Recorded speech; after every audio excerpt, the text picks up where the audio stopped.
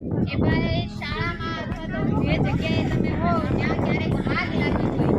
તો ભાઈ જો તમારી પાસે ફાયર સેફ્ટીના સાધનો છે તો તમારે એને વાપરવા કઈ રીતે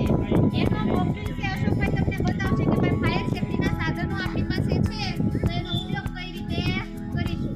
રેડી કે ભાઈ તમને આ ખોલવાનું અને કઈ રીતે આનો ઉપયોગ કરવાનો એ અશોકભાઈ તમને દેખાડે રેડી અને તમારામાંથી કોઈ એક બેને છે લઈને એનો ડેમો કરવા માટે તમને બોલાવીશું જેને ઈચ્છા થાય એને બધાને હો ચાલો હા હવે છે ને આ આપણી પાસે આ ફાયર સેફ્ટીનું આપણે એમ કહેવાય કે બોટલ છે આને તમે આપણી શાળાની અંદર દરેક બિલ્ડિંગમાં મૂકેલી છે માનો નો કરે નારાયણ અને આગ બાગ લાગે તો એના માટે આપણે અંદરથી ગંભીર થઈ જઈએ અથવા એમ કે ડરી જઈએ એના કરતા આપણે એને બચવા માટેનો ઉપાય કરવો પડે અને બધાને ખબર હોવી જોઈએ કે આ ફાયર સેફ્ટી છે આનો ઉપયોગ આપણે કઈ રીતે કરશું અને આપણે પણ બચશું અને બીજાને પણ આગથી બચાવશું આપણે જેમ જેમ જિંદગીમાં જીવનમાં મોટા થતા જઈશું એમ ક્યાંક ને ક્યાંક આની જરૂર પડે બરાબર તો ત્યારે આપણને આવડવું જોઈએ બોટલ પડી હોય પણ એમ થાય કે આને શરૂ કરતા જ નથી આવડતી તો એ આગ ઓલવી શકશું નહીં એકલું ભાગવું જ પડે પણ કોઈક ઓલવવા વાળું હોય તો આગને ઓલવી શકીએ આપણે તો આગ ઓલવવા માટે ખાસ કરીને આગ લાગવાના કારણો કેવા કેવા હોય તો કે સાહેબ કોઈ જ્વલનશીલ પદાર્થ હોય એ ક્યાંક અડી ગયું હોય તો પણ એમ કહેવાય આગ લાગે શોર્ટ સર્કિટ થાય કરંટ લાગે ત્યારે તિખારા થાય એવી જગ્યાએ આગ લાગે બીજી વસ્તુ ઓક્સિજન હવાના કારણે આગ છે એનું પ્રમાણ વધે એને બંધ કરી દેવામાં આવે તો પણ આગ ઓલવાઈ જાય છે હવા આવતી બંધ થઈ જાય તો ઓલવાઈ જાય તમે સામાન્ય મીણબત્તી હોય મીણબત્તી ઉપર આપણે ગ્લાસ ઢાંકી દઈએ ક્યાંયથી હવા ન આવે તો મીણબત્તી ઓલવાઈ જાય જો એ હવાના કારણે મીણબત્તી જગતી હતી હવા બંધ થઈ ગઈ મીણબત્તી ઓલવાઈ ગઈ તો એવી રીતે આજ આપણે મોક ડ્રીલ દ્વારા જોશું તમને લોકોને બતાવશું કે આવા ફાયર સેફ્ટીના જે બોટલ છે આ તમામ બોટલો ક્યારેક એવા સમયે આપણે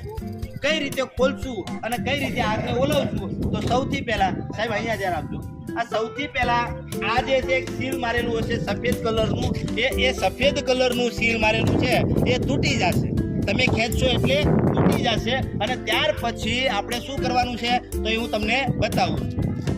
ચાલો નજીક વહી આવજો છોકરાઓ થોડા નજીક આવતા રહ્યો થોડા આ સીલ પહેલા આપણે તોડી નાખીશું બરાબર થોડાક ઉભા થઈ જાવ થોડાક બીજા સાઈડમાં આવતા રહ્યો ભાઈઓ આ બાજુ આવતા રહ્યો બસ કઈ વાંધો નહીં શાંતિ બધા છોકરા નીચે બેસો તમે પહેલી વાર થોડા જોવો છો ચાલો હવે આ બાજુ આવો અહીંથી તમારા ઉપર ચાલો હવે દીકરાઓ એ બેટા હવે નીચે બેસી જા જિગ્નેશ નીચે બેસી હવે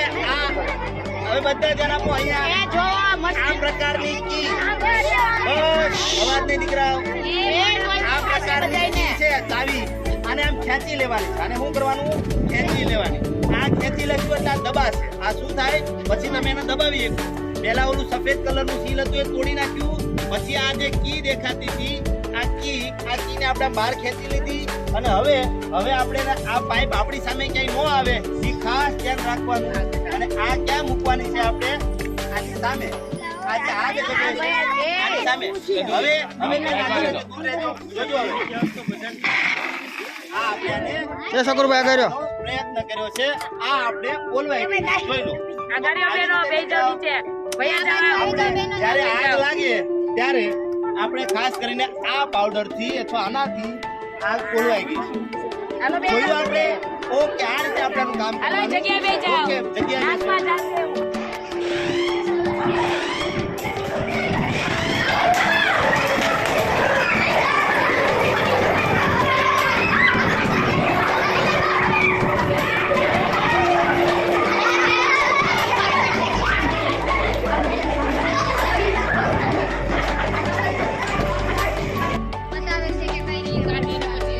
હરદેવભાઈ આપણને એકવાર બતાવે છે કે કઈ રીતે આપણે આવું થાય ત્યારે આને ઉપયોગ કઈ રીતે કરવો એ મોક ડ્રીલના સ્વરૂપમાં આપણને દર્શાવે છે જો બધા ધ્યાનથી સાંભળજો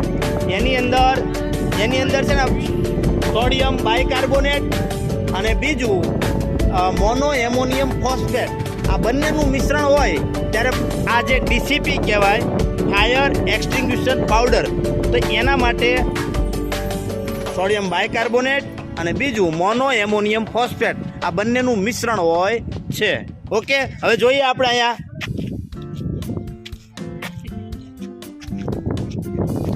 હરદેવભાઈ પહેલા પિન કાઢે છે. સરસ. હવે ત્યાર પછી વાહ, સરસ. ઓકે, બસ માર બસ